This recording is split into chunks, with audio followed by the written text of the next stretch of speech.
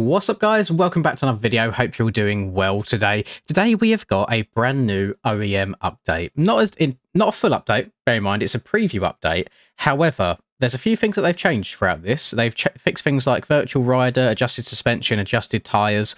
So I'm very curious to see how this rides. And there's a few things that I'm kind of expecting from this. I'm not part of the OEM team now, so this is kind of first impressions with me. I would like the slow physics to be a little bit better, because, you know, if you try turning and when you go really low speed, you get the little, like, weird physics going on. And I'm also hoping when you hit a 180 bowl turn in Supercross, we don't get that weird handlebar shake as well. So that's my expectations from this. They're changing the tyres as well, so I'm interested to see what the traction's going to be like. How this video is going to work, we're going to go on a Supercross track first of all, and then we're going to go on an outdoors track and see how it kind of handles both. And without further ado, let's get into it. For all of you passionate gamers, you can now get 20% off all G Fuel products worldwide by using code LINS at checkout. And for any of you motorheads looking for some new drip or apparel, use code MXPR_LINS15 fxrracing.eu to get 15% off. All links and codes are in the description down below. Enjoy the video and drop a cheeky little like and subscribe. Rightio. So the first thing to note before I load into the track here is there is only one tyre option for both front and back. And I did just go and completely uninstall everything and reinstall it again to make sure that was the case. And I believe this is true. I believe there is just one tyre here to pick from. And I'm interested to know if that is just one of many tyres that they're working on, or if they're going to kind of go down maybe like the factory bike route where you kind of have one or two tyres max to choose from and they work well on every surface. It'd be very interesting to see how that works. So the track that we've come to here is the aerial test track number 1. I thought this track could be pretty good to test it on, just because I've done enough laps on this track now to know what to expect out of the bike and kind of know where things have changed and how things are similar. Now, I'm not going to give it too much grief for the whoops, because I am well aware that stock suspensions through whoops very rarely tend to go well. This is all stock except for the tyres, by the way. Notice that on the exit of that corner, when I got on the throttle, it didn't want to turn down. It kind of... This will be easier for me to explain, doing it in this camera angle right here. So when I got into the corner, it felt the same as normal coming around this bit. And then as I get onto the throttle about here, instead of turning down around here like I'd expect it to, it pushes you forwards rather than turning around the corner. And I'm wondering, so obviously the tyre values and such has changed, but I wonder how much the actual steering itself has changed from like the virtual rider. Because I know a lot of the, I guess, degree of how much you turn. So if you turn quite sharp or if you kind of push up and over the corner, a lot of it does depend on the tyres, which is kind of an ongoing debate I'm having with myself at the moment between the mid-softs and the mediums. I find that the mid-softs usually help me turn a lot tighter, but then the mediums have a bit more grip and I don't turn as tight. So I'm interested to see if it's a combination of things or if it is just tyres only. But right now, the pitching into the corner, so the initial leaning into the corner feels the same.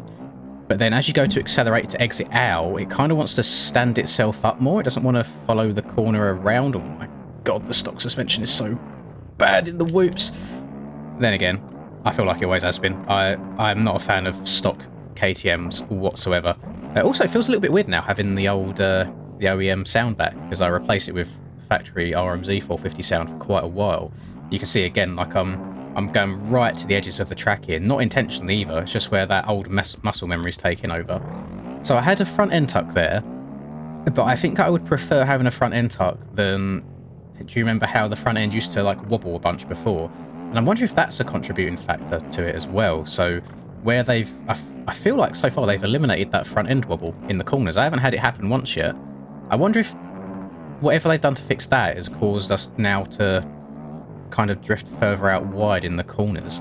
I mean, suspension-wise, it's been awful through the whoops, but it's actually felt pretty darn good through the rhythms and such. I don't feel myself getting any weird kicks at all. It floats over. It seems to land like over jumps pretty damn good too. The front end feels pretty planted. Yeah, whoops are a no, so I'm going to need to work out suspension on that. But again, I'm not going to judge it on whoops at all, because to be fair, if you was to rock up to the track on any day on a stock bike and try and blitz a whoop section, you're probably not going to have the best of time. You know, you do need to spend some time on that and tweak it about a little bit. Let's just carry on a little bit. I want to see it's just weird, you know, like, because I feel like every time we get an update now, just the entire way that the game is played changes. So it took me a very, very long time to get used to this last OEM update that we're on. And then now that I feel like I've finally got used to the turning on that, it feels like the turning's being changed again. Even though it probably isn't. It's probably all because of tyres. But as I'm coming around this feels normal, this feels normal. And then as I'm getting on the throttle, it just goes further to the left than I'd expect it to. I'd expect it to cut down a little bit more. But then, to be fair, if you're making changes to like eliminate those slow physics and eliminate the head wobble in the corners, I imagine there'll be some pros and some cons to both. It's like you change one thing and it affects something else, and I think this ongoing balancing act of trying to get things to where they should be. If you want to try this bike out, there is a KTM 450 and a KTM 250. I'm unsure why the KTM is the bike that we always have to ride. It'd be nice to see it on other ones. But it is part of the OEM preview stuff. It's part of the OEM supporter. So if you go to the OEM like website, it will be on there. You have to donate like I think a minimum of about $5, just one time, or €5, whichever one it is. And you just have to do it the once. If you've done it already, you haven't got to do it again. You can just go and download these straight away. And oh my gosh, let's just get through there.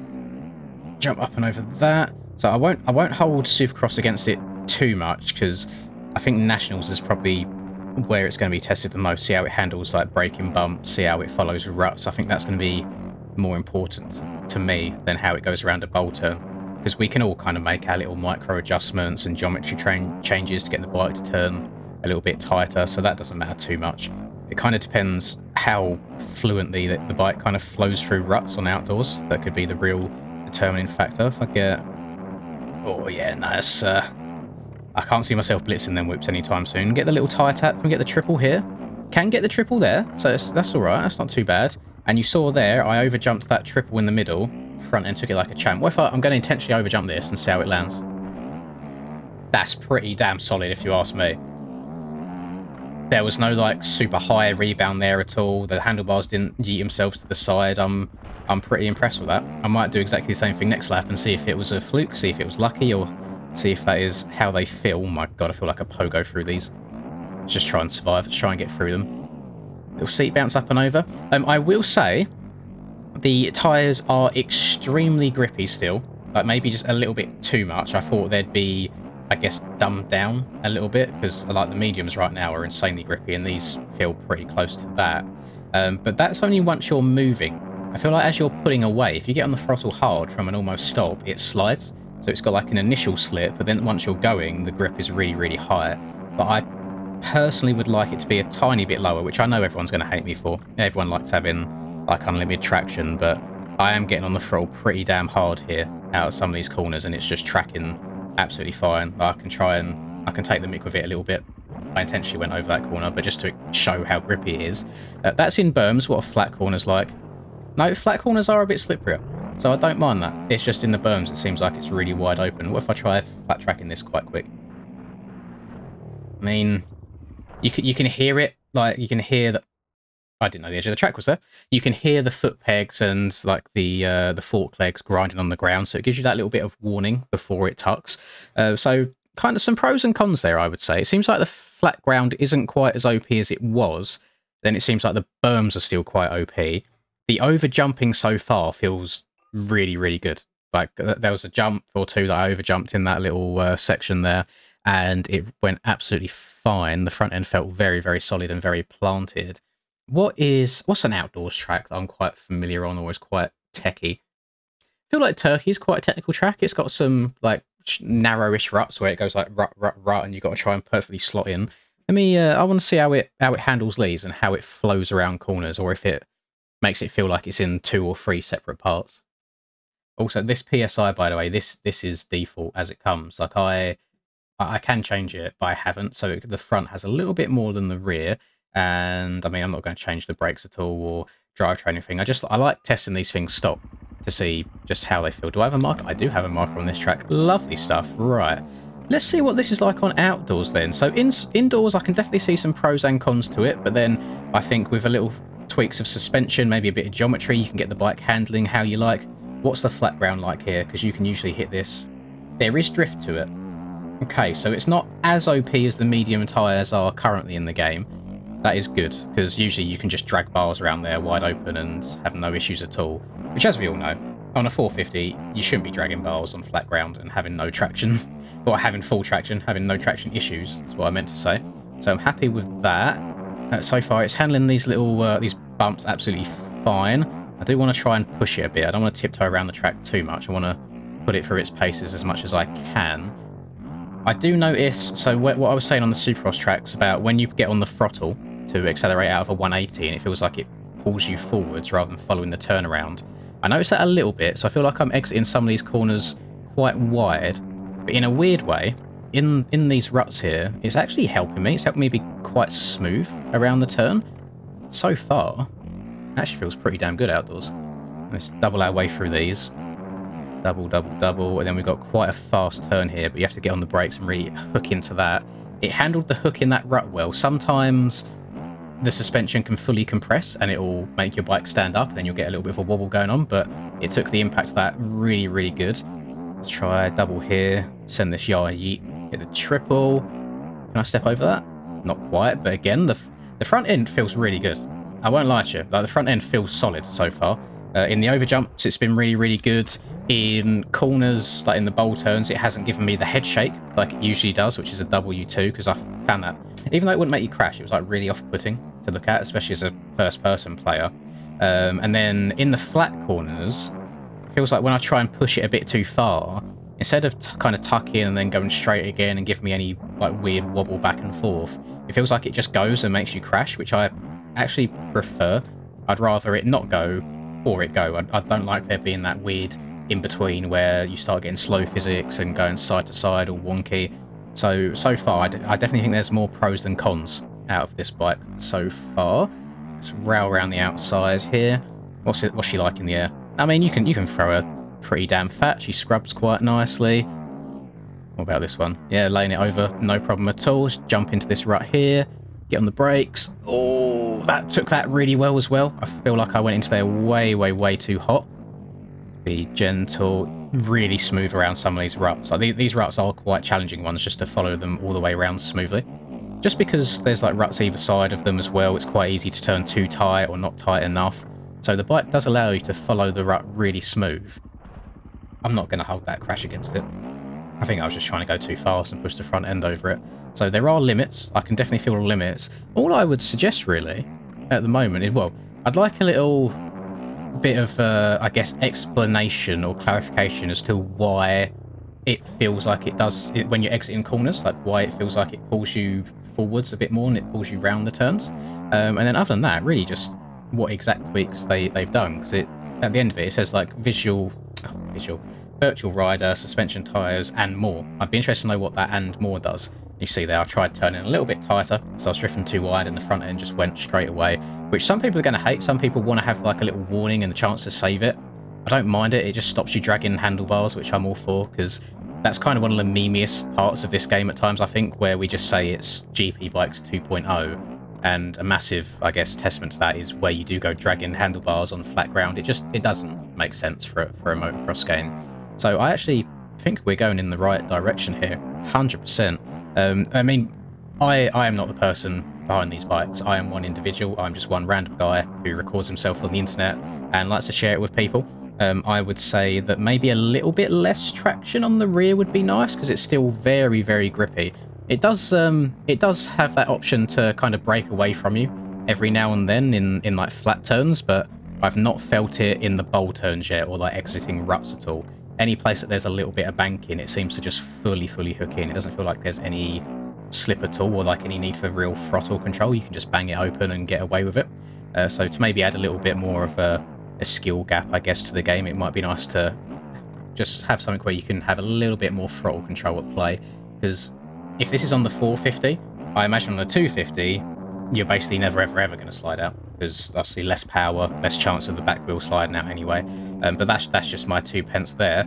The front end feels absolutely amazing on jumps. Like when it comes to flat landing or over jumping, it has taken everything perfectly. So it's a little bit tucky on these flat corners, but I feel like that forces you just to slow down a little bit. And at the same time, I also believe that's something that can be improved upon just with some geometry / suspension changes. So it'd be interesting to see what sort of setups people come up with there.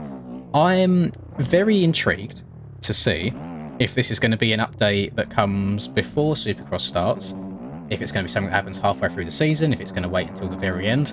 We shall see. One thing I'll be very interested to see is if the KTM stays as the meta, or if anybody finds any other bikes that work really, really well for them, because I'm still kind of dabbling in a bit of everything at the moment. I'm not committed to one bike only. So it'll be interesting to see what changes, and definitely with the tyres as well. I think that's going to really change the way people play the game, because it's certainly changing how I'm playing right now. I feel quite smooth on outdoors, and then I feel like my Supercross is going to need quite a little bit of work if it stays exactly how it is right now, just to get that muscle memory back with the 180 bowl turns. The 90s feel absolutely fine. It's just, yeah, just them 180s. It didn't seem to want to cut down in the corner as hard as it would usually. So yeah, very interested to see or hear and read your guys' thoughts on these bikes. If you've been lucky enough to give them a go already, please do comment down below if you like them, if you dislike them. And I'm sure the OEM team appreciate any feedback that you guys can give as well, as long as it's constructive, that is. We don't want to just see, oh, they're poo, and that's it. No, just give some reasons and what you think could be changed and what direction they should go in. But right now, I do think this is progress, actually. Like, I like it. The bike feels solid, nowhere near as many front-end issues as I've had before. And the only times the front's really given out on me is when I've tried pushing it too hard. So, I mean, to sum up, front end feels good on over-jumping, suspension feels okay in braking bumps, but not good whatsoever in whoops, so you might need to do a little bit of tweaking there. And then the only thing that I'm really disliking as a whole so far is maybe a little bit too much traction still. And then the way that you exit 180 bowl turns, it kind of wants to put you over the berm rather than following it around. But there you go. That is my, I guess, raw reaction of this. That is maybe like a maximum of 20 minutes of riding this bike around. So still very, very early days, but that is just a raw initial reaction. And I'll ride around on it a little bit more and see how I feel, see if I get a flow going, see if I can work out the new turning on it. Maybe I'll make some geometry and suspension tweaks to try and get it around the turns a little bit better as well, and through the whoops would be a big W. So let me know if you enjoyed this video. Please do drop a like and subscribe to the channel if you are new. I would greatly appreciate it. And I hope you have a lovely rest of the day, whatever you're up to, and I will catch you all in the next video. Peace.